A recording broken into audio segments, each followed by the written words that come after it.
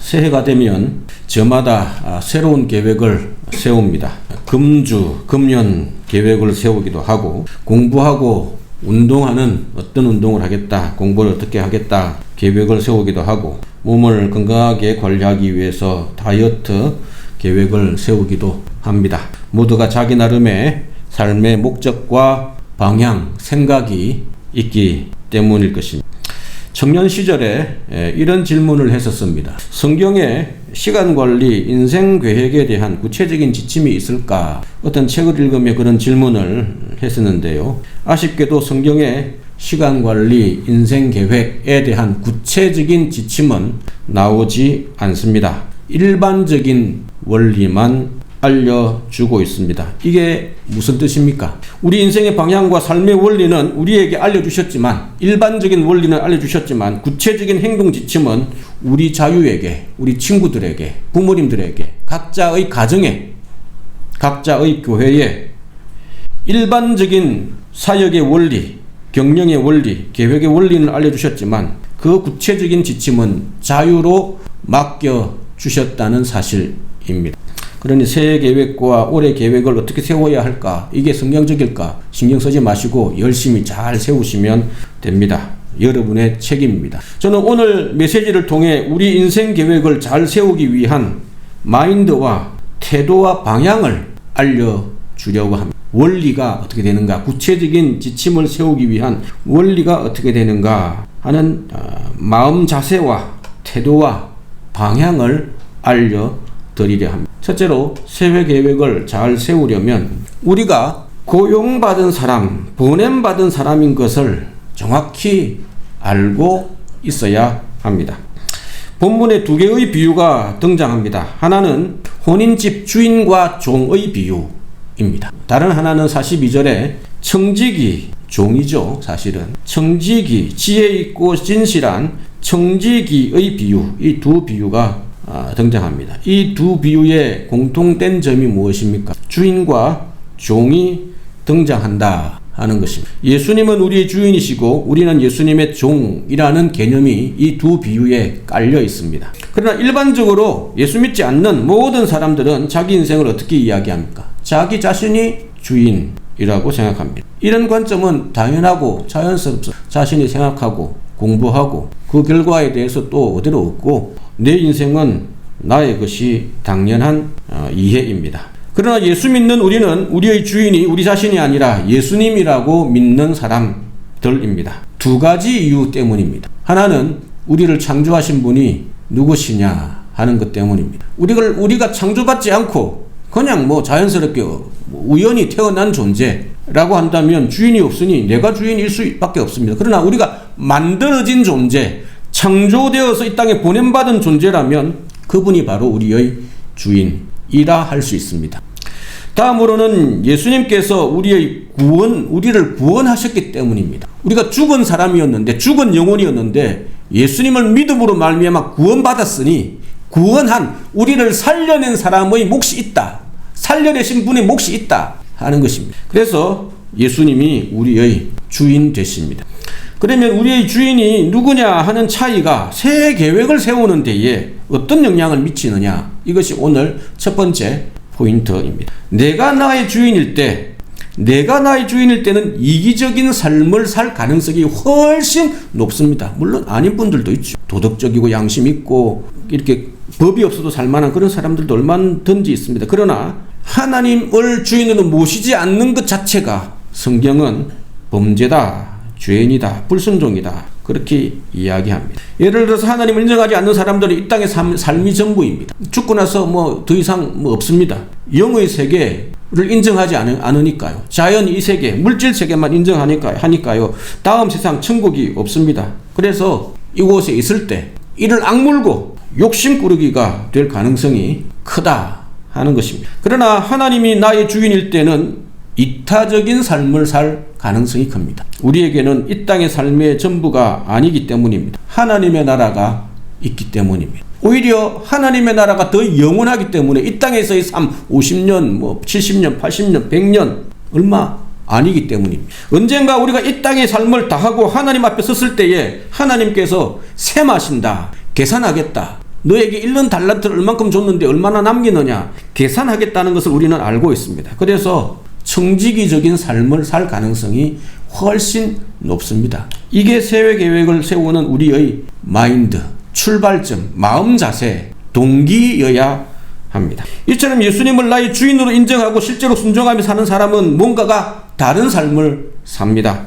이것을 성경은 구별된 사람이라고 하고 구약의 언어로는 나십인, 제사장이라고 하고 신약의 언어로는 구별된 사람이 뭡니까? 거룩한 사람, 성도, 제자라고 이름합니다. 이런 사람들은 새 계획을 세울 때 다르게 세웁니다. 자기만을 위한 계획이 아니라 신앙적인 계획도 반드시 우선순위 첫 번째로 하나님을 위한 계획을 포함합니다. 그리고 예수님께서 물질을 포함한 모든 것들의 주인이시니, 우리 인생의 주인이시니 우리의 모든 것, 시간, 물질, 공부, 직업, 가정, 학교, 일터에서 어떻게 청지기로 살 것인가 하는 것을 고민하며 계획을 세우게 됩니다. 그런데 오늘날 많은 그리스도인들이 예수님을 주인으로 모시고 살아야 한다는 것을 잊어버리고 사는 것 같습니다.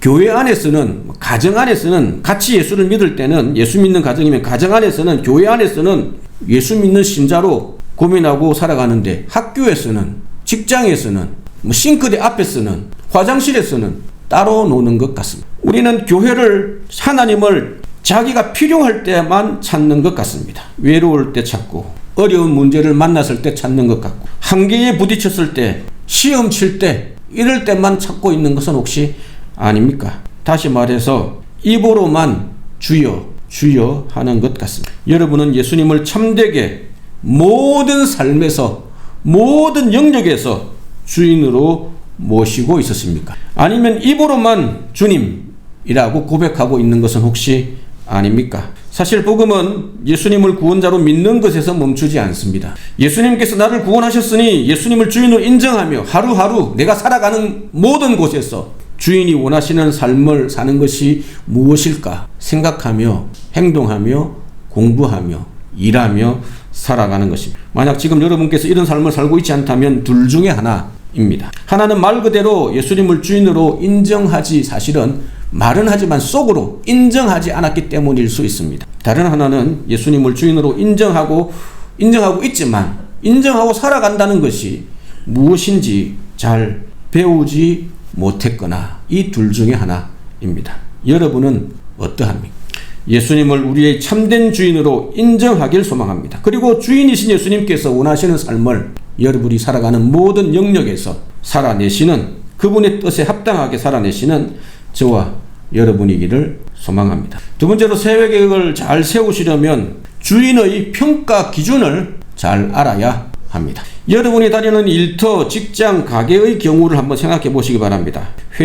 사장님, 회장님, CEO, 부장님, 제일 높은 여러분하고 직접 와닿는 높은 분이 회사에 없습니다. 멀리 출장 가셔서 언제 올지 모른다 말을 해놓고 비상 연락도 되지 않는 상태입니다. 그래서 어떤 직원은 사장님이 언제 올지 모르니 먹고 마시며 대충 일합니다. 그런데 어떤 직원은 사장님이 있으나 없으나 상관하지 않고 자신에게 주어진 일을 성실하게, 정직하게 시간을 지켜가며 최선으로 일합니다. 오늘 비유해서 주인이 없어도 스스로 모든 일을 잘했던 청지기 같은 사람에게, 직원에게, 오늘 본문에 나온 이런 내용의 사람들에게 예수님께서 뭐라고 말씀하셨습니까? 그것이 42절에 나오는 내용입니다. 주께서 이르시되 지혜 있고 진실한 청지기가 되어 주인에게 그 집 종들을 맡아 때를 따라 양식을 나누어 줄 자가 누구냐? 주인이 없어도 때를 따라 자기가 할 일을 착착착 해내는 지혜 있고 진실된 청지기가 누구냐라고 말씀합니다. 예수님의 주인의 평가 기준이 뭡니까? 지혜 있고 진실한 두 가지 기준입니다. 진실하다는 평가는 좀 이해가 되죠. 진실하다, 정직하다, 그거는 속이지 않고 이렇게 살아가는 정직한 삶, 진실한 삶을 살면 평가 기준은 정확하게 알 수 있습니다. 잘 드러납니다. 그런데 이 지혜 있는 이라는 단어의 평가 기준이 애매합니다. 지혜 있는지 없는지 어떻게 합니까? IQ 높이면 지혜 있는 사람입니다. 아닙니다. 지혜롭다는 뜻은 성실하다라는 뜻입니다. 오늘 본문에 나오는 지혜로운 것은 주인이 언제 올지 모르니 평소에도 그냥 꾸준히 열심히 자기에게 주어진 것을 하는 것을 이야기합니다. 이 사람이 평소에도 주인이 없어도 성실하게 일하는 것을 보면 얘는 지혜로운 사람. 나쁜 머리 굴리지 않는다 라는 뜻입니다. 좋은 머리, 올바른 머리를 제대로 굴린다. 성실하다 라는 것입니다. 어리석은 직원은 사장님이 언제 올지 알 수 없으니 자기 마음대로, 한국말로 탱자 내일 오늘 내일 아무렇게나 마음대로 삽니다. 출퇴근 시간도 좋지 않고 밥 먹는 시간도 자기 마음대로고. 그러나 지혜로운 직원은 사장님이 언제 올지 모르니 원래 하던 대로. 그래서 지혜로운 직원은 성실하다 하는 것이 평가 기준입니다. 따라서 충성된 천직인가 아닌가 하는 평가는, 예수님의 평가 기준은 두 가지입니다. 하나는 성실함, 하나는 정직함. 이게 우리의 새해 계획을 세우는 태도입니다. 다르게 이야기하면 새해 계획, 어떤 계획이든지 중요하지 않습니다. 잘 세우고 자기에게 맞는 적절한 계획을 시행착오를 거쳐 세우는 것이 좋습니다. 그런 것들은 일반적으로 시간 관리 하시는 분들의 노하우를 얻어서 하면 됩니다. 나쁜 짓이 아닌 이상. 나쁜 짓을 가르치는 사람 아무도 없죠. 그대로 받아서 하면 됩니다. 중요한 것은 새해 계획을, 나의 인생 계획을 실천하는 태도입니다. 방법입니다. 어떻게? 성실하게, 정직하게. 성실함과 정직함이 왜 가장 중요한 태도인지 우리의 경우를 보면, 우리의 삶을 보면, 잘 살펴보면 알 수 있습니다. 여러분은 사람을 보는 기준이 뭡니까? 여러 사람들 있는데 친구들 보고 어떤 친구가 좋은 친구냐 구분할 수 있습니까? 여러분이 직장의 사장입니다. 어떤 사람이 회사의 지갑을 쥐고 믿고 맡길 수 있느냐? 어떤 직원이 그런 직원일까? 그 기준이 무엇입니까? 여러분이 사장님이라면, 인사과 책임자라면 무엇을 보고 직원을 뽑겠습니까? 회사의 재정장부를 어떤 직원에게 맡기겠습니까?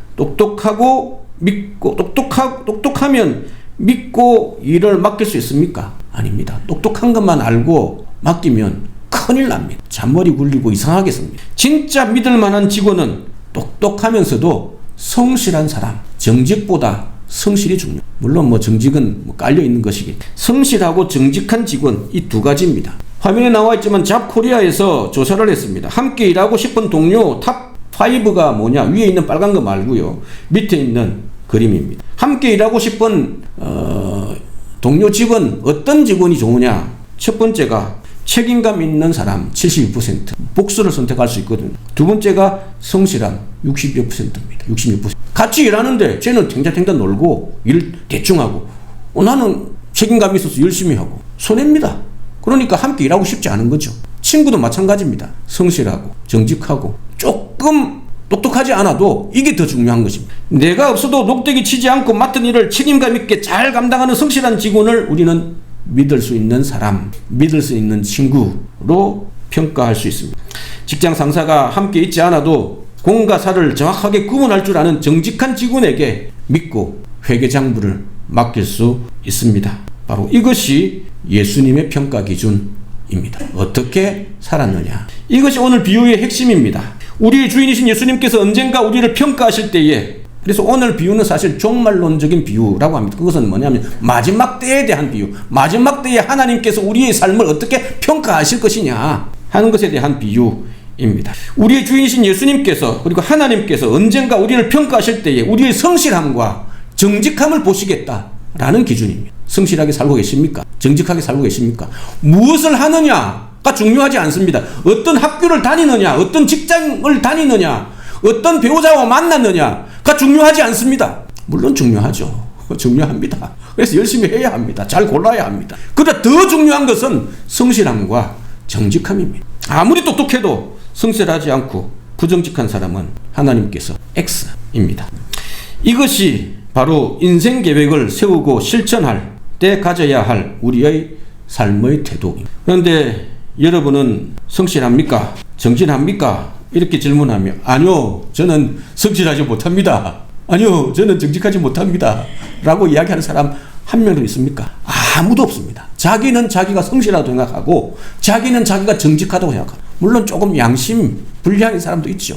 거짓말하는 사람도 있을 수 있습니다. 그래서 성실한가 아닌가 하는 것은 말로, 대답으로 알 수 없습니다. 평소에 그 사람이 어떻게 행동하는가에 달려있습니다. 그럼 무엇을 보고 평소에 그 사람이 성실한가 아닌가 알 수 있습니까? 주인이 없어도, 부모님이 없어도, 하나님이 안 보여도, 사장님이 보고 있지 않아도 자기 일을 척척 스스로 하는 사람의 특징은 무엇입니까? 무엇이 그들을 성실하게 합니까? 무엇이 그들을 정직하게 합니까? 주인의식입니다. 오늘 본문에 주인의식이란 말은 나오지 않습니다. 그러나 주인이 없는 것이 주인의식입니다. 주인이 종하고 같이 있지 않잖아요. 종이 주인처럼 자기 삶을 살아야 하는 것입니다. 오늘 본문에 나오는 청지기는 중간 관리자입니다. 주인이 안 오니까 나쁜 청지기는 다른 종들을 모아가지고 먹고 마시고 때리고 놀고 했습니다. 자기가 주인인 것처럼 진짜 주인처럼 행세를 했습니다. 주인의식은 내가 주인이 아니지만 주인처럼 의식하고 생각하고 최선을 다해서 열심히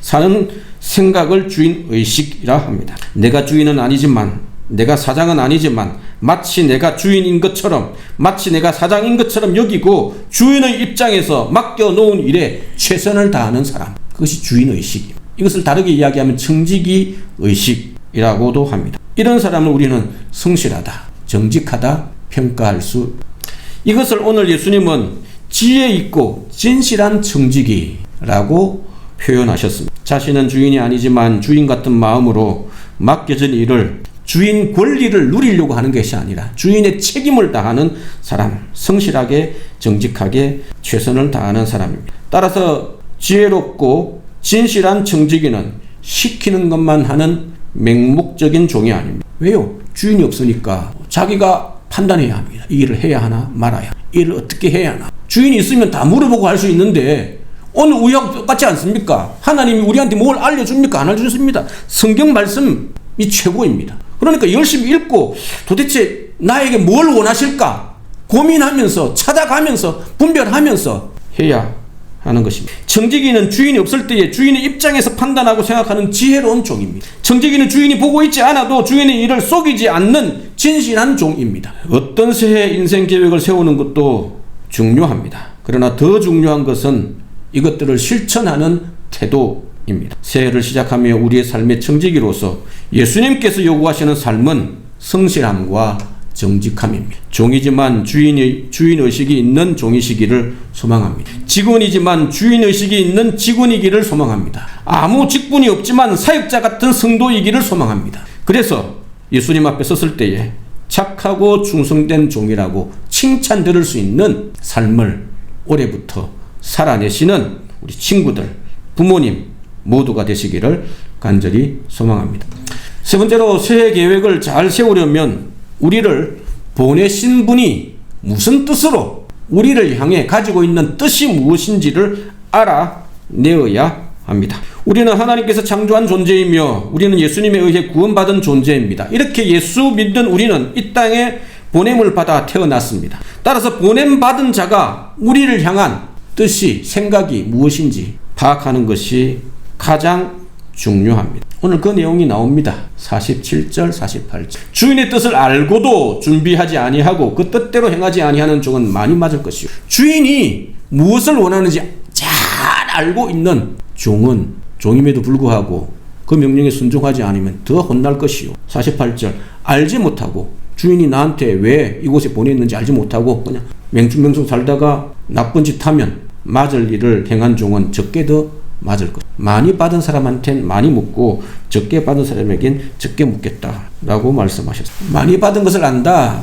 적게 받은 것을 있다라고 하는 것은 사실은 주님의 뜻을 얼마나 잘 분별하느냐라는 것입니다. 생각해 보시기 바랍니다. 주인의 뜻을 모르면서 제대로 된 삶을 사는 청지기가 있을 수 있습니까? 없습니다.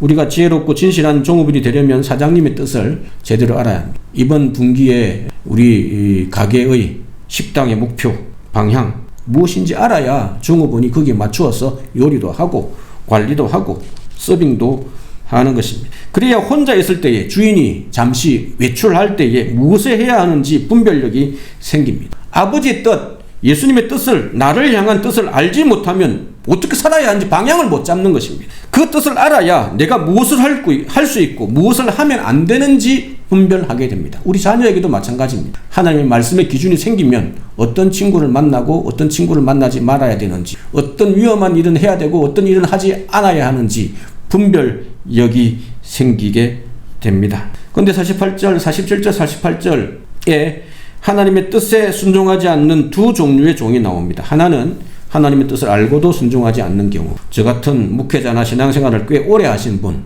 하나님의 말씀을 열심히 맛보아 아시는 분들은 그 말씀에 순종하지 않으면 하나님께 많이 맞을 것입니다. 그 다음은 48절, 하나님의 뜻을 알지 못해서 마음대로 하나님의 뜻대로 살지 못한 경우, 이런 분들은 조금 혼날 것입니다. 여러분은 어디에 해당됩니까? 하나님의 뜻을 알고도 순종하지 않습니까? 아니면 하나님의 뜻을 몰라서 순종하지 않습니까?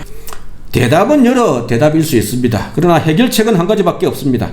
하나님의 뜻이, 주인의 뜻이 무엇인지를 잘 파악하는 것입니다. 여러분 뜻습니까? 나를 향한 하나님 아버지의 뜻이 무엇인지 명확히 알고 있습니까? 여러분의 인생의 생애의 목표는 무엇입니까? 쉽게 말해서 하나님께서 여러분에게 주신 사명은 무엇입니까? 사명 같은 거 생각 안 해봤는데요. 뭔 사명이 있습니까? 열심히 공부해서 결혼하고 열심히 인생 살아가면 되지 라고 할 수 있습니다. 이 땅에 태어나서 뭐 하다가 하늘나라로 오라고 하나님이 여러분을 보내셨습니까? 모든 만든 물건은 목적이 있습니다. 이건 뭡니까? 프리젠테이너라고 하나요? 하여튼 그겁니다. 이런 것들 보여주고 화면을 넘기고 하라고 만들어 놓은 목적으로 만들어 놓은 물건입니다. 요거는 뭡니까? 물 담아서 마시는 그릇. 요거는 뭡니까? 마이크, 소리를 내는 기계입니다. 이 손은 뭡니까? 음파를 연결시키는 통로입니다. 모든 물건은 목적 없이 만들지 않습니다. 심지어 물건이 나름의 목적이 있는데 세상보다 귀한 사람은 목적 없이 이 땅에 태어났겠습니다. 모든 물건이, 모든 인간이 삶의 목적이 있기에 만드신 분이 있다라고 증명하는 것이 목적론적 하나님에 대한 증명, 신존재 증명이라고 합니다. 우리를 보내신 분이 하나님이시고 우리를 구원하신 분이 하나님 예수님이시기에 우리에게는 나름의 목적이 있습니다. 하나님께 부채가 있고 예수님께 부채가 있다는 뜻. 이 땅을 살아가는 이유는 하나님을 위해, 예수님을 위해 어떤 삶을 살아야 하는가, 나에게 주어진 사명이 무엇인가 하는 것을 질문하며 말씀 속에서 찾아내어야 합니다. 지금 말고 돈 버는 것 말고 학교 다니는 것 말고 인생의 목적이 뭐냐 하는 것입니다.